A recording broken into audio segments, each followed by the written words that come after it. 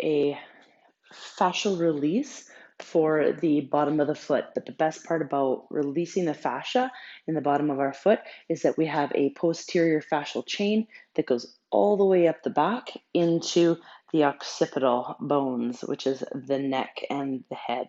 Okay, so we're going to take one ball out of the tune-up bag. You can also do this with a fascial ball that you could find at any local store that sells fitness equipment and put it in a sock, okay, and do the same, have the same effect.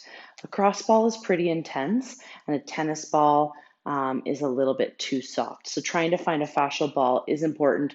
This is just like a rubber ball that has some give, but not as much as a tennis ball, okay? So I'm gonna quickly show you the changes that I'm going to see right away from doing this stretch. So I'm going to go into a forward fold or a bend. A lot of people have a tough time bending at the knees because they probably have a posterior pelvic tilt and they can't bend. Because what's happening is they're not getting that hinge in the hips. So allow your knees to soften quite a bit in order to get that hinge. So you're taking your hands just a couple inches below the hip bone into the softer tissue. Okay, and then you're going to press yourself forward. So you're hinging forward first before you're even feeling any bend through here. Once you get that hinge here, you're going to feel that stretch already up through the back of the legs. Then, once you feel that and you've accomplished that full range, then you can take it into more of a fold with the lower lumbar spine. So, getting the stretch going all the way down, it's probably going to be hard for you to tell because I have short legs on this one, but I'm definitely feeling a stretch all the way up my calves especially. You're going to feel any stretch where you're the most tight. So it doesn't necessarily going to hit in the hamstrings or the lower back, but if that's where you're more tight, that's where you're going to feel it. We're and just letting yourself, breathe there for a couple seconds. Don't pop back out of this stretch. It's very important that you bend the knees, flatten your back, and come out of this one with your tailbone underneath your body. So you're protecting that lower back from coming out of a stretched state. Okay, so now I'm going to take the ball and I'm going to place it on a softer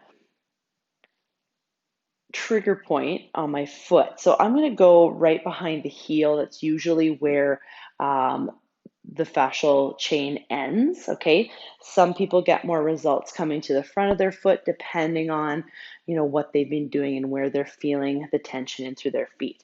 So I do this very often, so I'm not going to get a huge release here, but you want to find a trigger point, so a point at which you feel a little bit discomfort or pain. If your feet are so tight and you don't feel any discomfort or pain, just give it 30 seconds to a minute.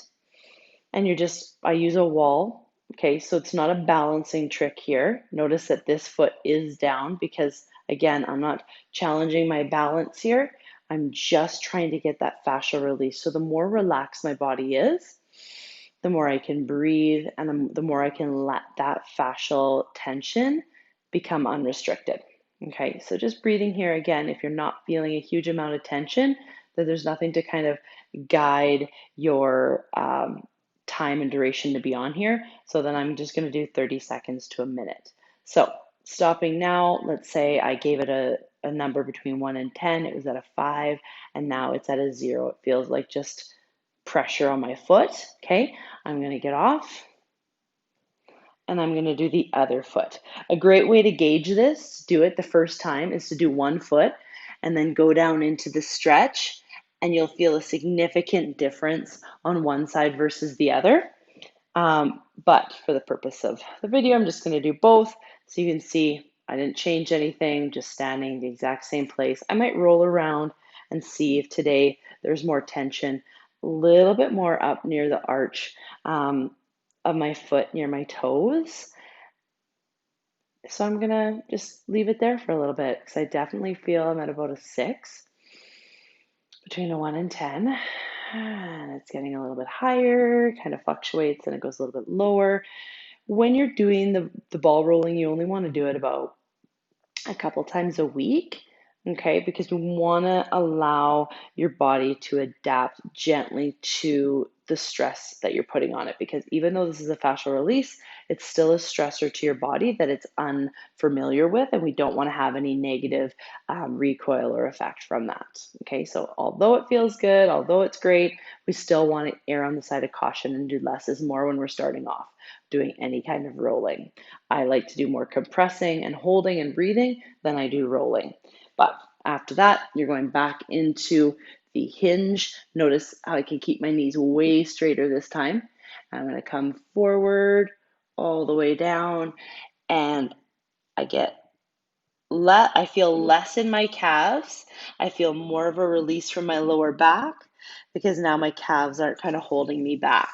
But I definitely feel bending through those knees, lifting yourself up, that I could use a little bit more, maybe compressing and rolling or stretching out of my calves. This is as hardcore of a calf stretch as I usually do. And then I bend my knees and straighten. So I'm stretching the back leg, bend and straighten, shoulders back and down, elbows into the wall, feeling just an active stretch and release all the way from the Achilles tendon, the heel,